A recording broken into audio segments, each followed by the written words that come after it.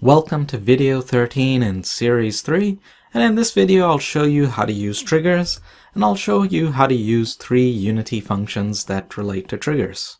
First of all, making a trigger is super simple. So you just make anything. Well, it just has to have a collider. So for example, I'm going to make a cube here. I'll just reset the position. Okay, it's right there. I'll just push it up, just as an example really.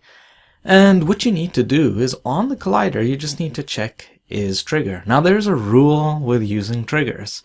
One of the game objects that interacts with the trigger, either the trigger or the object going into the trigger, must have a rigid body. So for example, the player does have a rigid body on it. So when it touches the trigger, it will then cause a bunch of functions to be called. That is, if your script has them in there. They're just called like that. It's inbuilt programming by Unity. And so let's go ahead and make use of it. Now, you don't have to have a mesh renderer, of course. Most triggers in games would be invisible. But for this case, I'll just leave it on, just so that I can see, well, where it is, and just show you that it's working. Okay, so coming back here, I'll just create a new C# script, and I'll call it trigger example, and open it up.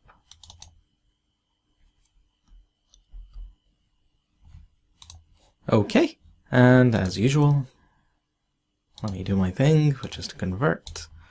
Right, and then once again, so you'll see this over and over and over, namespace chapter 1. I don't actually have to do that since it's just an example, just making you and I both get into the habit of it, that's all. Alright, so for this example, I'm just going to get rid of these and say, this is how you write it. This is a Unity method, void on trigger, enter. And then you have to say collider with a capital C, and then you can call it anything other.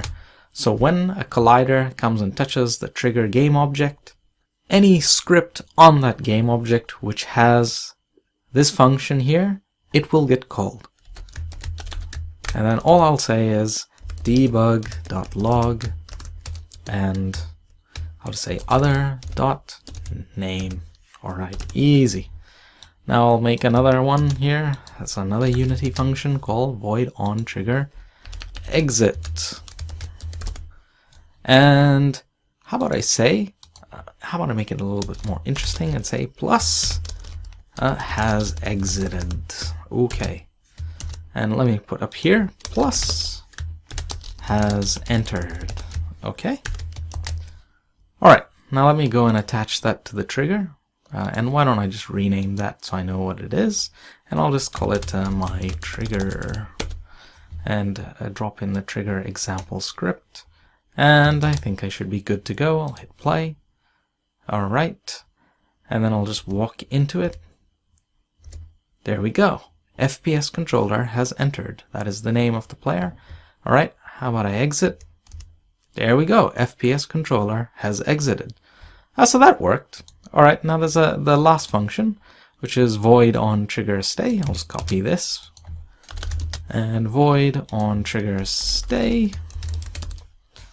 And I'll write in here is in the trigger. Okay. Let me try this out. Let me clear. Increase that a little bit. Hit play.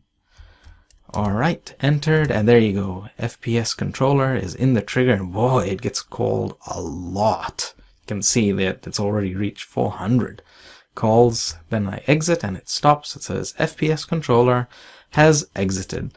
So that was simply how the trigger works. What you saw is any game object that is set to isTrigger will then call those functions if on any script that is attached to that game object. So any script attached to the game object that has these functions, they will be called.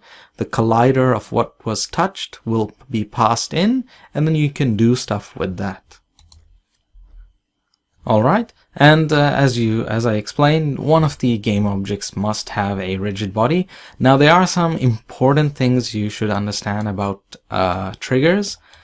They should be small, so don't make it really big and encompassing a big area. Otherwise, all the game objects in that area, they'll all be touching the trigger. If they have rigid bodies, so if they have rigid bodies, they'll all be calling these functions, and you'll have a slow game if you have lots of triggers like that. So triggers should be small. So think of something like, entering into a place and then an event happens, like enemies spawn, or the lights turn on or off, or an elevator or something like that is used by walking into a space. That's what a trigger is for. So don't make it a big thing touching lots of game objects. I'll show you another thing, the overlap sphere, which you can use for that and only call it at intervals. So that's very efficient, and you can use that for polling, well, seeing what is within range and stuff like that. But that's another topic, and we'll get to that later. Okay, so I thought I should just mention that. Alright, anyway, that's enough for this video. In the next video, I'll show you some more interesting stuff. I'll show you basically like this wall here. At the moment, I have to click on it to change its layer. Well, I'll just show you a really simple scripting bit where this trigger will access the script on the wall and then change the layer per that. Okay? Alright, so see you in the next video, and thanks for watching.